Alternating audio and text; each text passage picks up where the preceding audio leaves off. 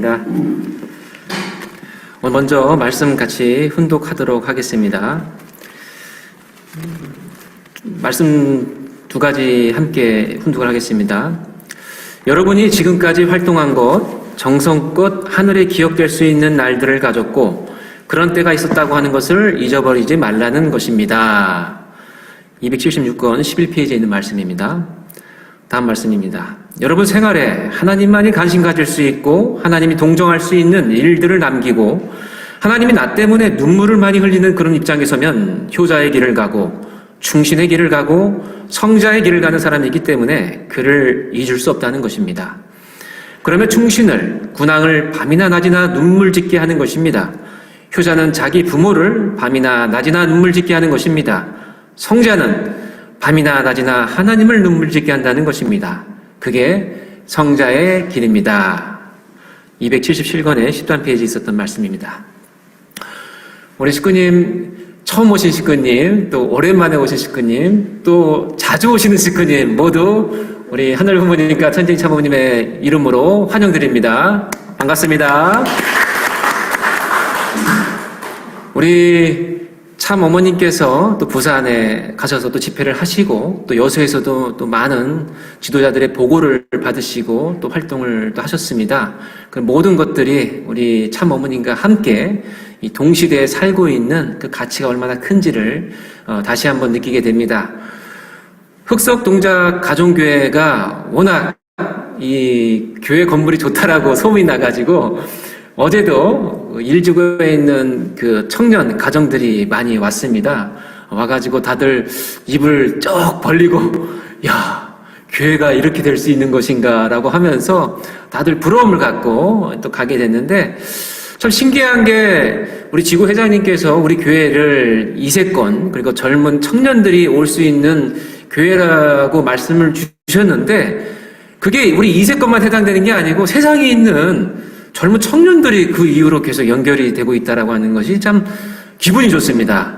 그래서 저도 지난주에 또 2명의 한 번도 보지 못했던 이 세상에 장승배기역에 살고 있는 어떤 청년 그리고 신도림에 살고 있는 어떤 청년을 또 우리 교회에서 만났습니다.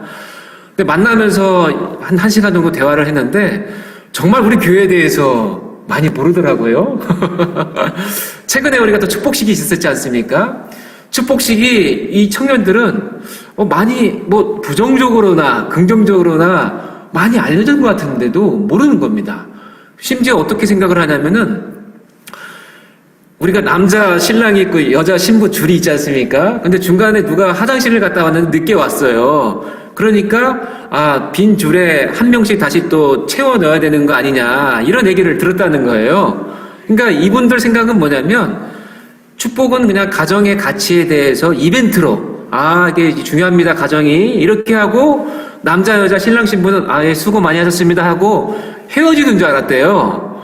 그래서 제가 아닙니다. 우리는 이렇게 축복식을 하고 나서 그 가정이 제대로 이제 출발을 하는 것이고 영원히 함께 사는 것입니다 라고 설명을 해주니까 몰랐다는 거예요. 그런 식으로 참 우리 흑석동작 가정교회를 통해서 세상의 청년들이 하나하나 연결이 되고 참부모님의 뜻과 연결되는 그 과정을 저도 함께 하면서 너무나도 기쁩니다. 그런데 이렇게 설명을 하다 보니까 주로 그 청년들이 물어보는 게 아버님에 대한 질문이었습니다. 아직은 좀 어머님에 대해서 잘 모르더라고요. 그래서 그 문선명 선생님이라고 해야 되나요? 이렇게 질문을 해요. 그래서 제가 우리는 참 아버님이라고 부르고 참 부모님이라고 부르고 이렇게 설명을 하게 되는데 문득 제가 학사장을 있었을 때에 한 10년 전, 12년 전에 그 세상의 대학생들에게 참부모님을 소개할 때와 지금의 상황이 다르구나라고 하는 것을 다시 한번 깨닫게 됐습니다. 10년 전, 12년 전에는 우리 참부모님 지금 함남동 가서 뵐 수 있어요. 우리 청평에 가면은 뵐 수 있어요. 같이 가실래요? 라고 얘기했었던 저의 그 모습과 이제는 참 아버님에 대한 설명을, 소개를 영상으로밖에 할 수밖에 없는 이 시대적인 그 간극에 대해서 다시 한번 느끼면서 우리가 지금 참 아버님께서 영계로 가시고 난 다음에 또 언젠가는 참 어머님께서도 육신을 쓰고 계시기 때문에 영계로 가시게 될 텐데, 저도 마찬가지고요. 우리 식구님도 언젠가는 우리가 영계에 가게 될 텐데, 참 아버님 가시고 나서 얼마나 우리가 참 마음이 허전합니까? 그런데 참 어머님까지 영계 가실 때 어떻게 우리 참 부모님을 세상에 한 번도 우리 참 부모님을 뵙지 못했던 세상의 청년들에게 어떻게 소개를 할까라고 하는 생각을 하게 되니까 정말 이 노래 제목처럼 있을 때 잘해야겠다라는 생각을 갖게 됐습니다. 그런 입장에서 다시 한번 우리 말씀에 여러분이 지금까지 활동한 것, 참부모님의 현현도 정말 중요하지만 참부모님 말씀에 식구들에게 하는 말씀이시거든요. 여러분들이 나와 이 참부모님과 지금까지 활동한 것, 정석껏 하늘에 기억될 수 있는 날들을 가졌고 그런 때가 있었다고 하는 것을 잊어버리지 말라고 하는 말씀이 다시 한번 와닿는 것입니다. 참부모님의 그 존재 자체도 정말 의미가 있지만 참부모님과 함께 했던 여기 계신 우리 식구님들 한 분 한 분이 쌍수를 들고 축복하셨던 그 과정에서, 그 길에서 입교하시는 그 과정과 그리고 그 이후에 우리 교회를 통해서 활동했던 그 모습 하나하나를 절대 잊어버리지 말라는 말씀. 이것은 너무나도 소중한 말씀인 거죠. 참부모님만이 아니라 우리 일세 선배님들의 그 걸어왔던 그 행적이 얼마나 귀한가라고 하는 것을 우리 스스로가 자부심을 가지고 생각을 하고 이제는 나눠야 된다라고 생각을 합니다.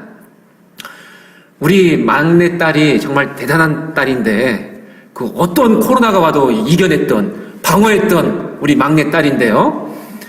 최근에 너무나도 고민이 많습니다. 우리 막내 딸이 7살이고 아직 초등학교도 가지 않았는데 왜 이렇게 고민이 많은지 몰라요. 그런데 가장 큰 고민이 뭐냐면 무서운 꿈을 계속 꾸고 있다라고 하는 거예요. 큰 벌레가 나오는 꿈, 그리고 빨간 눈 할머니의 꿈이 나온다는 겁니다. 그래서 이 두 꿈을 어떻게든 꾸지 말아야 되는데 어떻게 해야 될 것이냐. 근데 일주일 전부터 저를 손에 끌고 가면서 어느 곳에 무릎을 앉히게 하고 있습니다. 참부모님께 기도를 해야 된다는 거예요, 막내딸이. 저도 사실 목회자지만은 항상 기도하는 거 힘들거든요. 그리고 이건 잠자기 직전에, 자정 시간에 이제 좀 자려고 하는데 누워있는 저를 계속 손을 잡고 끌고 나옵니다. 그리고 저를 무릎을 꿇게 해요. 가끔 기도할 때 우리가 그냥 양반다리로 할 수도 있지 않습니까? 근데 이 아이가 먼저 무릎을 꿇는데 아버지인 제가 어떻게 그냥 양반다리로 할 수 있겠습니까? 저도 무릎을 꿇어야죠. 그러면서 기도는 이 막내가 합니다.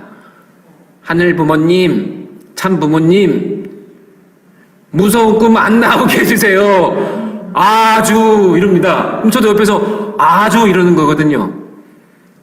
이 아이가 아직 참 어머님도 아직 뵙지 못했는데 이제 시간이 지나 어떻게 될지 모르지 않습니까? 그럼 이 아이에게 내가 어떻게 교육을 시켜야 될 것이냐? 이게 같이 기도를 드리면서도 생각을 하게 되는 겁니다.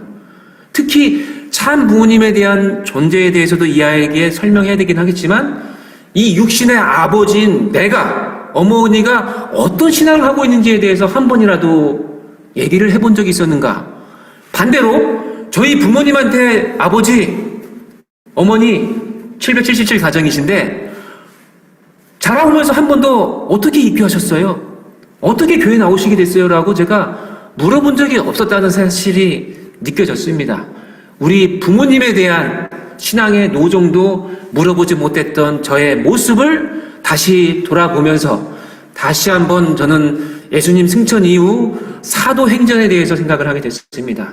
성경은 구약 39권, 신약 27권 속에서 39권 속에서 결국 나오는 게 뭡니까? 모세 오경과 그 외에 유대 민족들의 역사와 그리고 그 시가와 그리고 활동에 대한 부분들이 나오고 신약에는 마태, 마가, 누가, 요한복음에는 예수님의 행적이 나오지만은 그 모습도 예수님이 쓰신 게 아니라 그 제자들이 감정적으로 바라본 거 아닙니까? 그런데 그 훨씬 더 많은 신약의 성서는 사도들이 예수님과 함께 했었던 그때를 그리워하면서 예수님은 이미 낙원으로 가셨고 존재하지 않으시지만 예수님을 한 번도 보지 못했던 그러한 전 세계의 사람들에게 예수님이 이런 말씀을 하시고 가셨습니다. 이런 행적을 갖고 가셨습니다라고 증거했던 그 사도행전의 모습들이 오로지 그들만의 얘기가 아니라 지금 우리의 재림 메시아를 모시고 오셨던 우리의 얘기도 돼야 되는 것입니다.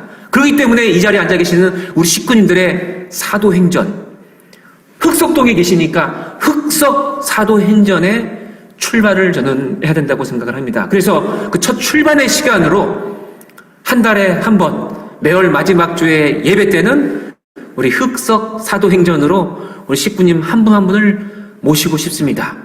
그 어떠한 말씀의 가치보다도 어쩌면은 어떤 목회자의 말씀과도 더 어떻게 보면 의미가 있을 수 있는 우리 식구님들의 살아있는 그 말씀, 그리고 참모니가 함께 했던 그 내용들, 그리고 신앙길을 걸어왔던 그 내용들을 우리 모두가 함께 나누기를 바라고 첫 시간으로 가장 자신감이 많으신 우리 박구배 장로님을 모시겠습니다.